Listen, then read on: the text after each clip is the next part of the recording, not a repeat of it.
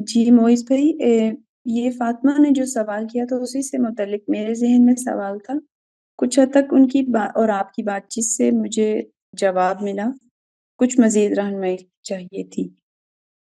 जैसा कि मैंने पहले बताया कि मुझे प्रोग्राम्स उस वक़्त अल्लाह ने देखने का मौका दिया कि जब मैं एक टफ़ टाइम से स्ट्रगल कर रही हूँ।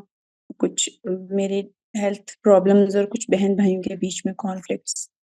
जब मैंने आपका प्रोग्राम सुना, कोशिश की, रिफ्लेक्ट किया, अपनी वल्नरेबिलिटी को देखा, तो मैंने कहा मेरा मामला अल्लाह के साथ है, ठीक है, let go, forgive, move forward, ठीक है? तो हमारी रिकन्सिलिएशन हुई, हमारी जैसे ईद पर हमने एक-दूसरे से बातचीत की, लेकिन लाइक मैं अंदर से जो है ना, लाइक मेरा दिल नहीं चाह रहा था कि मैं उनसे बात करूँ। अभी फर्दर फ्यूचर में भी मेरा दिल नहीं चाहता कि मैं उनसे बात करूँ।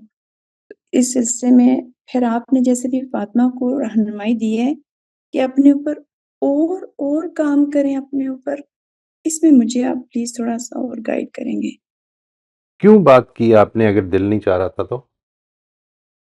क्योंकि मैंने ये सुना कि ये मैंने ये सोचा था कि मेरी तरजीह जो है वो मेरी दौड़ का मैदान आखिरत का मैदान है और मेरा मामला लोगों के साथ नहीं, अल्लाह के साथ है। जो भी हुआ, उनको समझ नहीं थी मेरी मेंटल स्ट्रगल जो चल रही है, तो मैं उनको माफ़ करती हूँ। उनको समझ नहीं थी, उनको समझ आ जाती तो शायद वो ऐसे नहीं करते। तो और चूँकि कता रहमी की इजाज़त नहीं है, सिला रहमी करनी है, इसलिए मैंने माफ़ किया। तो फिर इसमें अब क्या रिग्रेट है उस पे? ये अभी आप रिग्रेट यानी नहीं है, अब जैसे मैं आप उनसे बात करती हूँ ना, तो मैं बहुत अच्छा फ़ील नहीं करती। मेरे स्टमक में ग्रम्बलिंग होती है। इवन कि ये थॉट भी कि मैं उनको उनसे मुझे फ़ोन करना था ईद पर और जैसे अभी फिर फ़ोन करना है, तो ये थॉट ही मेरे स्टमक में ग्रम्बलिंग करती है।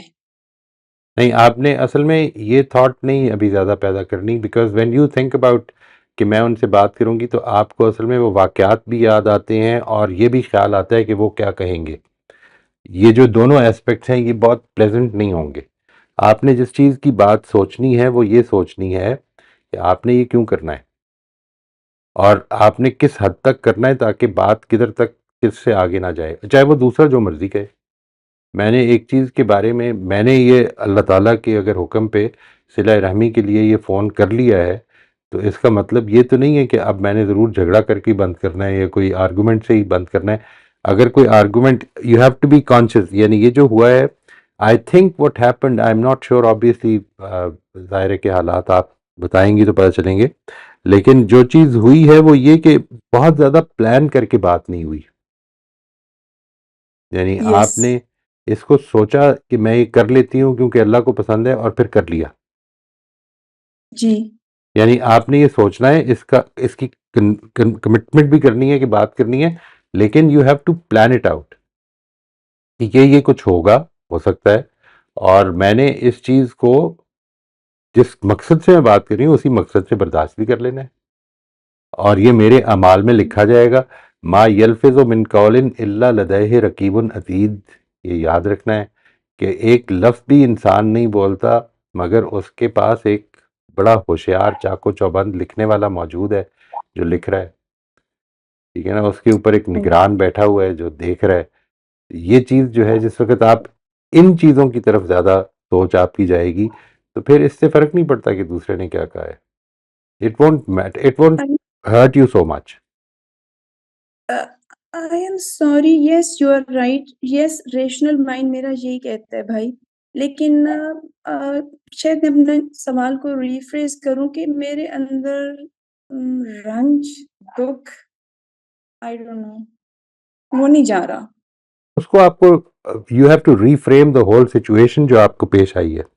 देखिए, वो जो सिचुएशन पेश आई हुई है ना, जो आपके आपके ज़हन में है कि जो कुछ हुआ, जी, उसके जी। नतीजे में वो जो कुछ हुआ उसको आपने रिफ्रेम करना है और ये देखना है कि उनकी उसमें, यानी you have to reframe it in such a way that you feel कि जो कुछ उन्होंने किया उनसे एम्पैथी पैदा हुआ आपके लिए, आपके दिल में, ठीक है? यानी ओके, ओके। ये अभी तक जो सिचुएशन चल रही है वो ये चल रही है कि उन्होंने ज्यादती की है। जी, जी। आज ये जो सारी सिचुएशन होती है ना कि किसी की ज्यादती हुई है या नहीं हुई है, ये मेरा पर्सपेक्टिव है कि उसकी जाति, मैं थोड़ी देर के लिए उसके पर्सपेक्टिव को एक अच्छे दिलो दिमाग के साथ जब गौर करूंगा तो मुझे नजर आएगा कि जो कुछ मेरे से हुआ उस दिन, उस पे शायद उनका ये रिएक्शन शायद जायज हो जाए। इस पहलू से भी गौर करना है कि उनका पर्सपेक्टिव क्या था, अगर आप वो किस तकलीफ से गुजरे। भाई आपका वो गुफ्तगू सुनी जो पैराडाइम्स और पर्सपेक्टिव्स के बारे में थी, तो मुझे सच में उनके साथ एम्पैथी फील हुई राइट। और कंपैशन। मैंने कोशिश की कि मैं उनकी स्किन पहन के उसमें चलूं और उनके शूज में पाँव डालूं, वो सब फील हुई। लेकिन एक चीज अब मुझे रियलाइज हो रही है कि शायद मुझे ये अंदर से फीलिंग है कि उनको मेरा पर्सपेक्टिव और उनके पास कंपैशन नहीं है मेरे लिए, शायद ये चीज मुझे हर्ट कर रही है। नहीं, आपके लिए कंपैशन आपको उनसे चाहिए नहीं, आपको अल्लाह ताला से चाहिए, ओके क्योंकि ओके आप तो कर ओके। उसके लिए रही हैं ना। थैंक यू वो जो थैंक जिसके यू। लिए कर रही हैं ठीक। उसी से तवक्को रखें फिर। Okay okay.